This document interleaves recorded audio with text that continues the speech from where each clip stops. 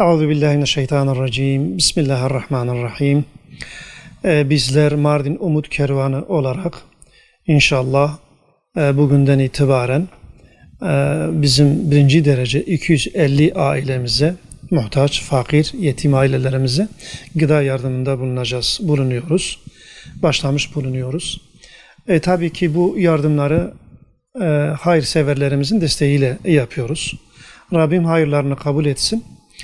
Biz bugün inşallah başladık. 250 aileye gıda yardımında bulunacağız. Fakat önümüzde kıştır. Önümüz kış. Bizim bu yetim, muhtaç ve fakir ailelerimiz kışın büyük zorluklar çekiyorlar. Her tarafta, Mardin'in her tarafında doğalgaz yoktur. Bu ailelerimize geçmiş yıllarda yaptığımız gibi bu yılda inşallah odun, kömür, buna benzer kış yardımında bulunacağız. Kışlık yardımında bulunacağız inşallah. Tabii bu yine hayırseverlerimizin yardımlarıyla, desteğiyle ancak olabilir.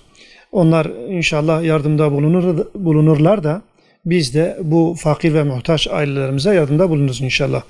Rabbim hayırlarını kabul etsin.